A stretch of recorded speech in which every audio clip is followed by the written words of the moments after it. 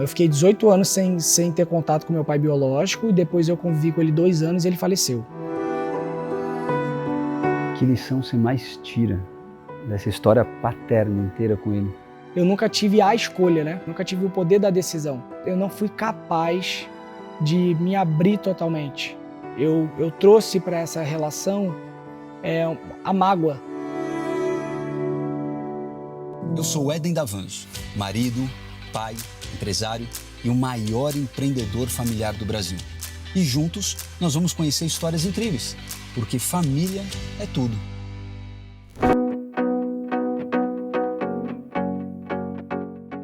Interior de São Paulo, vim visitar um cara, gente boa. Talvez você não saiba muitas coisas dele, sabe só um lado, mas esse cara é nota 1000. Papo em família, papo em família, papo em família, papo em família, papo em família. Arthur Aguiar é um empresário e artista brasileiro conhecido por sua participação no programa Big Brother Brasil e por seus papéis em novelas de sucesso. Tem 35 anos e é pai dos pequenos Sofia e Gabriel. Com seu talento super versátil, ele não só conquistou o público com a sua habilidade de interpretar personagens diferentes e com isso emocionar muita gente, mas por sua jornada pessoal, que também tem sido acompanhada de perto pelo público, contribuindo para sua popularidade e sua conexão com os fãs. E é com ele que a gente vai falar hoje, aqui no Papo em Família. Ah, garoto! Beleza. Como é que você tá? Tudo bem, Pedro? Bom demais? Muito, melhor agora.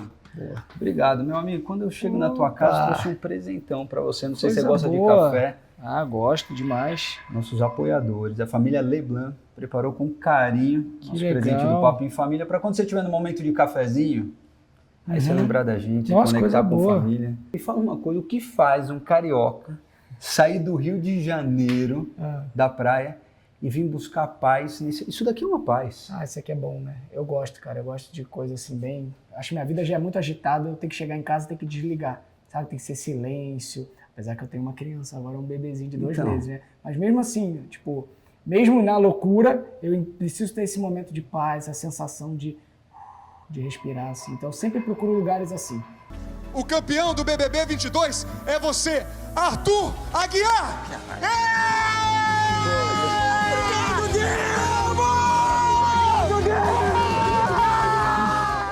Então vamos entrar, fica à vontade, deixa eu fechar aqui. Tem aqui gente nova no pedaço. Tem. Tô vendo carrinho, tem bercinho.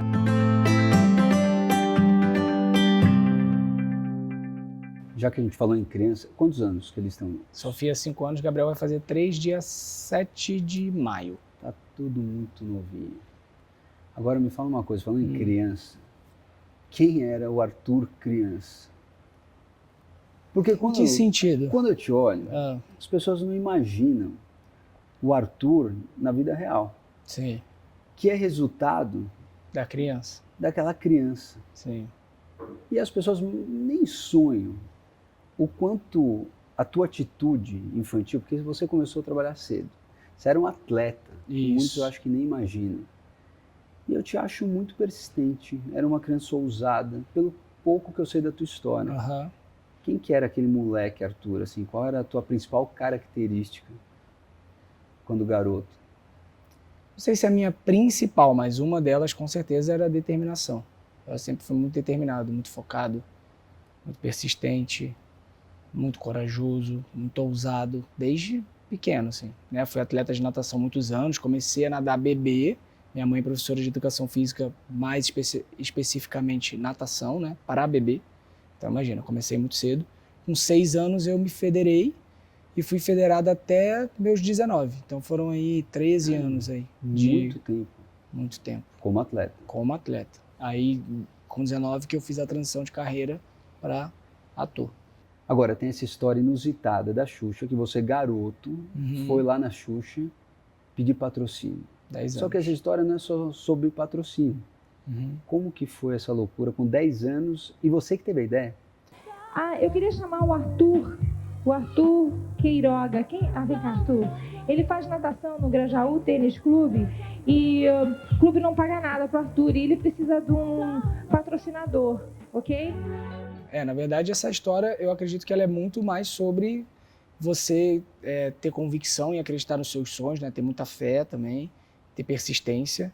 Toda a minha história com a Xuxa, né? Desde quando eu encontrei a Adriana Bombom para ir lá falar com ela e ela me passar o endereço para ir lá no programa da Xuxa e tudo mais, era como se eu tivesse que fazer aquilo, era mais forte do que eu, entendeu? Não era uma dúvida, em nenhum momento eu tive dúvida, era sempre certeza. E eu falava isso e a minha mãe falava, cara, deixa eu te falar duas coisas. Primeiro, você não vai conseguir falar com a Xuxa, e segundo, ela não vai te patrocinar. Tua mãe falava o contrário. Ela falava o que era óbvio, ela falava o que os olhos dela eram capazes de enxergar, sabe? E a fé, ela vai além disso, né? Ela vai além do que você enxerga, é o que você não enxerga. Tem coisas que Deus já liberou pra gente, que a gente já tem condição de ter acesso àquilo, e muitas vezes a gente não acessa porque a gente desiste antes.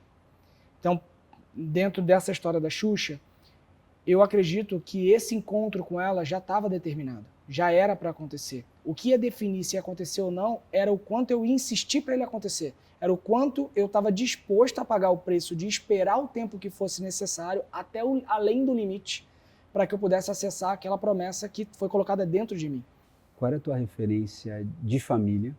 Porque daí você tinha uma mãe que trabalhava muito e não participava tanto contigo. Uhum. E você tinha um pai que também não era presente, um pai biológico Isso. não presente. Não, fiquei Como 18 foi essa anos. referência de paternidade para você? Então, eu fiquei 18 anos sem ter contato com meu pai biológico e depois eu convivi com ele 2 anos e ele faleceu. Mas eu tive uma pessoa que é quem eu considero pai, chamo de pai, né? Foi o meu pai, que é o pai do meu irmão, né? Que é o Ricardo, que casou com a minha mãe quando eu tinha mais ou menos uns 4 para 5 anos, por aí, 4 anos, 5 anos. Então, imagina, com a vida praticamente inteira, né? Eles se separaram quando eu tinha uns 15, 16, mas ele continuou presente para mim. Então, como referência... Como era essa referência? Porque, por mais que você tenha um amor, eu tenho um padrasto que é incrível, paizão, e que a vida me deu de presente. Mas como era essa referência do pai biológico, você não ter ele presente?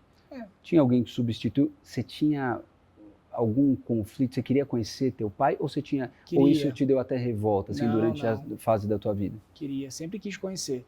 E nem sabia quem era, não sabia onde ele estava. Não sabia onde ele estava. Só sabia nome e tal, foto, mas na época não tinha internet, né, como tem hoje. Então hoje seria muito fácil achar. Jamais ficaria 18 anos sem encontrar. Teria achado rápido, né, mas naquela época não tinha. Então eu sempre quis encontrar, não para substituir, porque o meu pai, né, o Ricardo, ele preencheu esse lugar para mim, sabe? Mas eu queria entender. Eu gosto muito de entender as coisas. As únicas coisas que eu não gosto, que eu não faço questão de entender, é tudo que é relacionado a Deus, assim.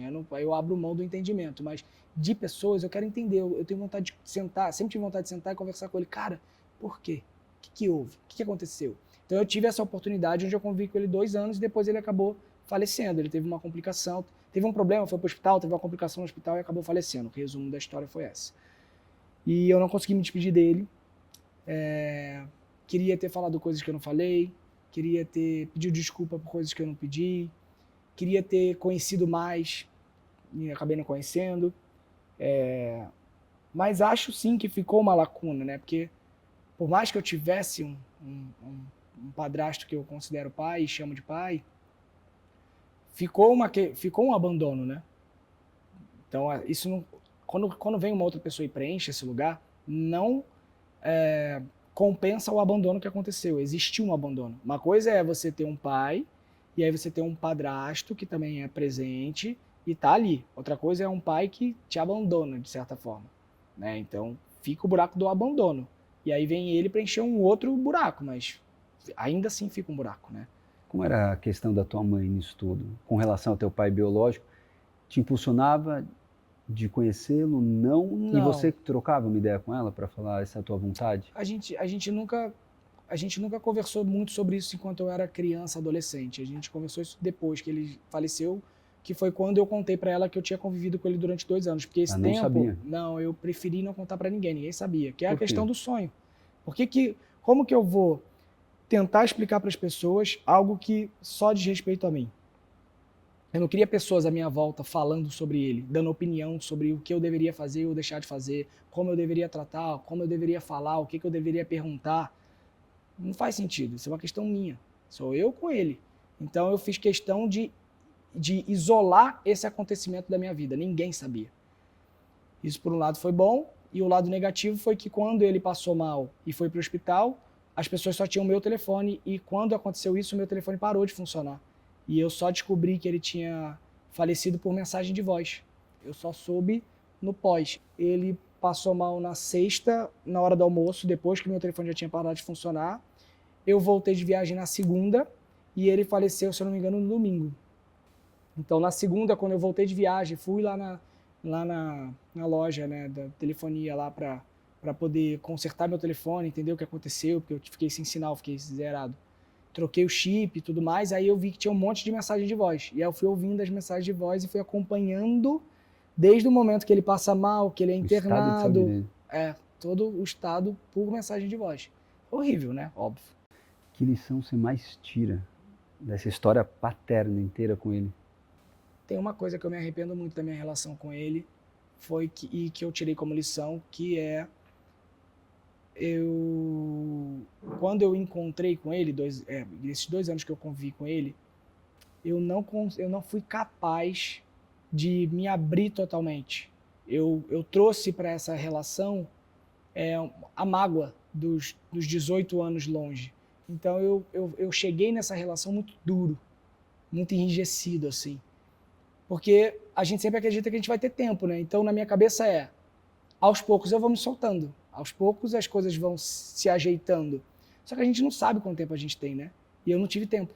Então, se eu soubesse, alguém me falasse assim, ó, você vai encontrar o seu pai e você vai ter 2 anos com ele. Eu teria feito tudo diferente, pô. Entendeu? Teria ido muito mais aberto, eu teria falado coisas que eu não falei, eu teria me colocado mais disponível. E só que eu não fiz. Então, a lição que eu tirei disso tudo foi não deixe nada para depois, não deixe para amanhã, sabe? Então, hoje em dia, eu tenho pavor de deixar as coisas para depois, para resolver, eu quero resolver logo.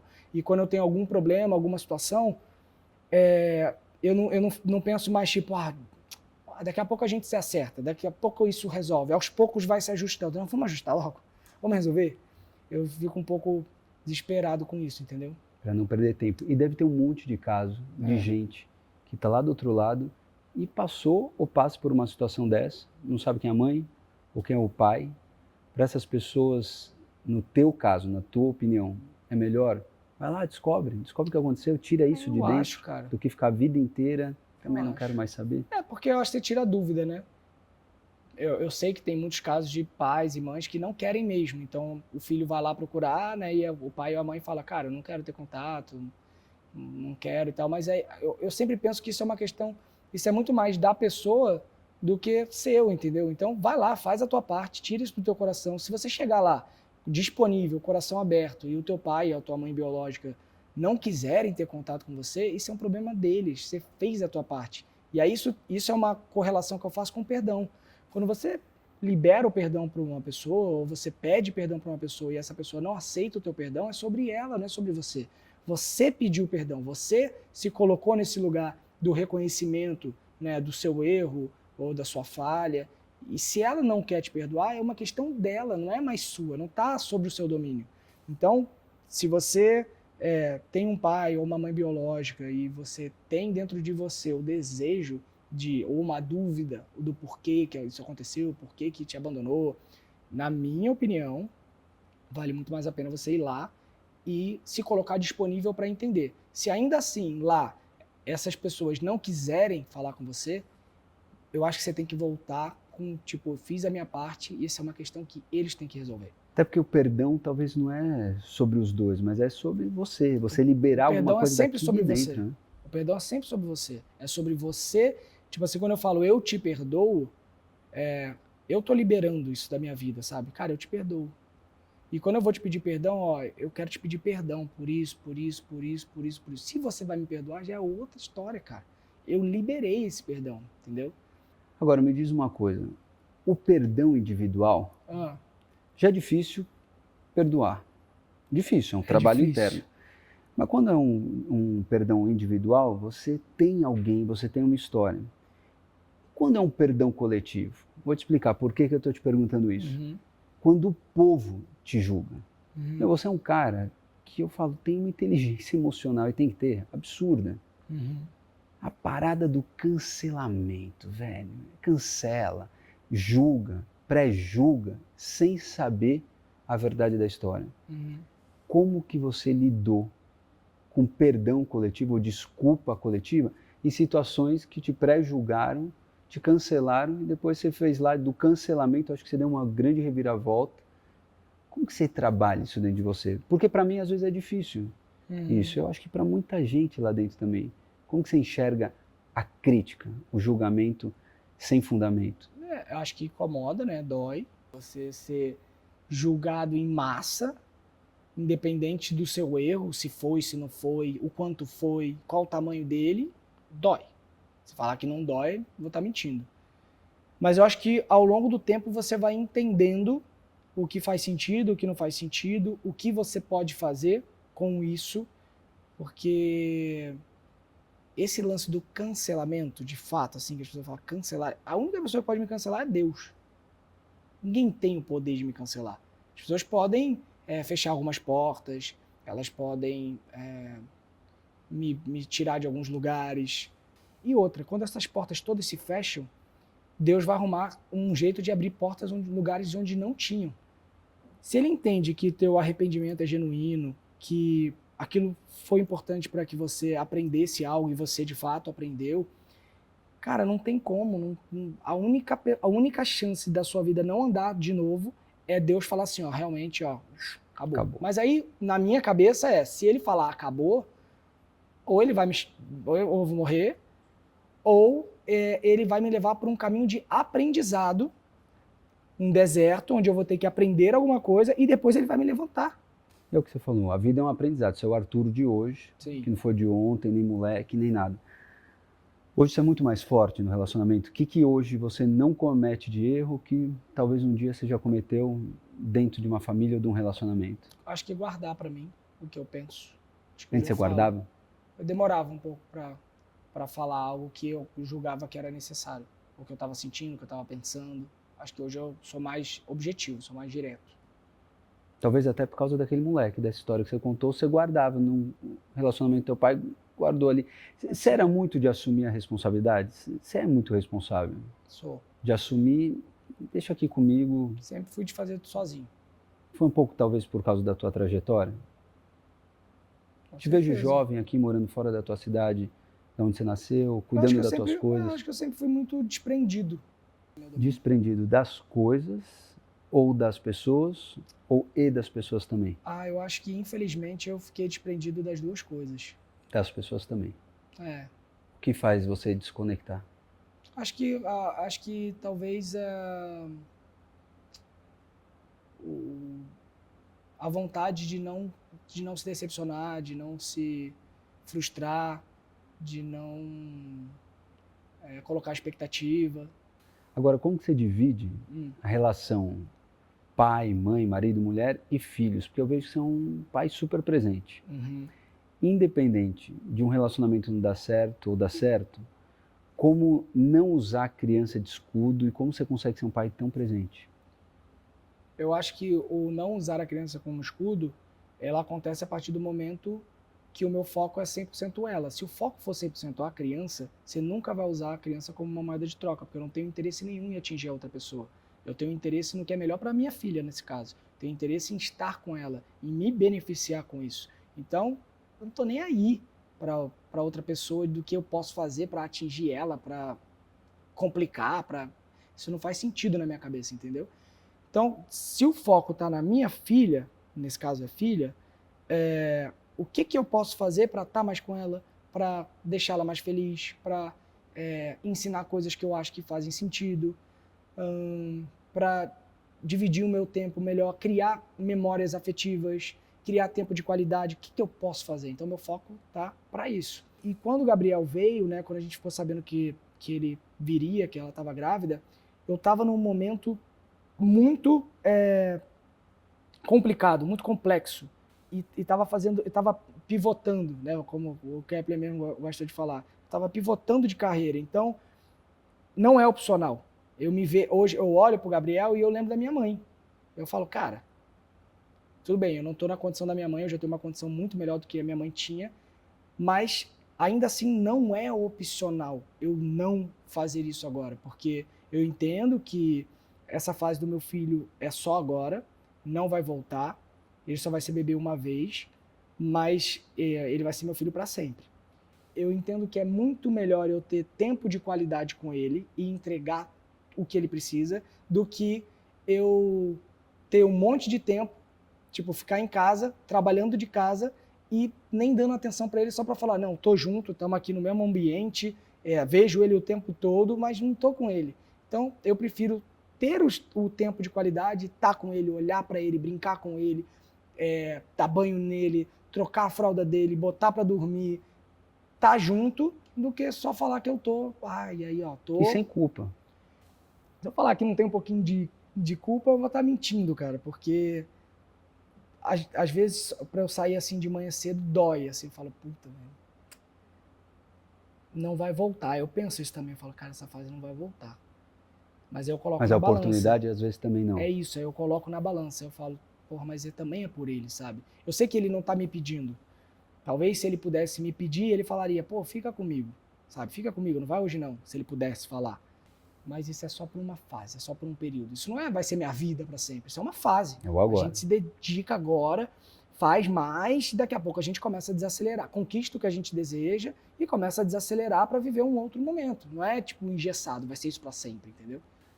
Quando eu olho para você hoje, com essa consciência que você tem, espiritualidade que você tem, essa tranquilidade, desprendimento, se você tivesse 2 minutos, eu vejo que você valoriza muito tempo, 2 minutos com o Julião, o que talvez você falaria e que não tinha dado tempo de falar?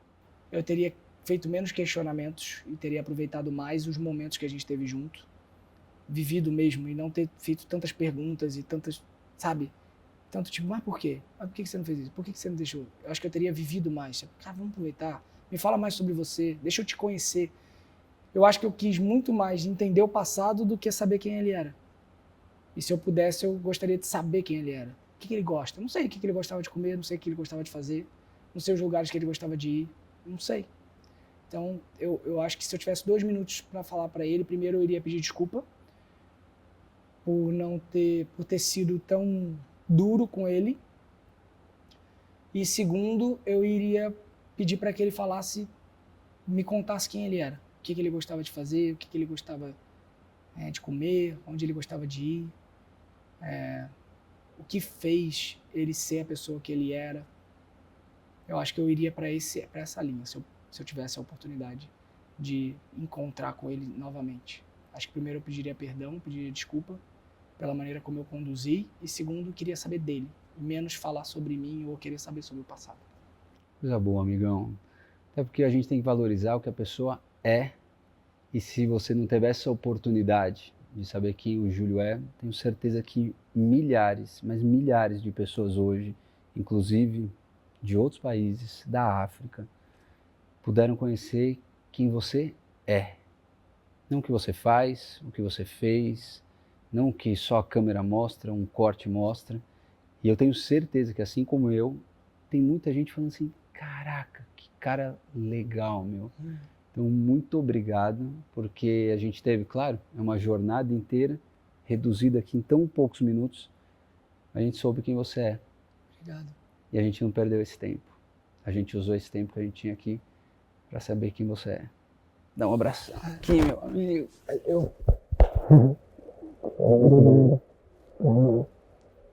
Curti pra caramba. Também. Obrigado. Ah, garoto. Esse foi Papo em Família. Esse é o Arthur Aguiar. É isso. Valeu. Papo em família.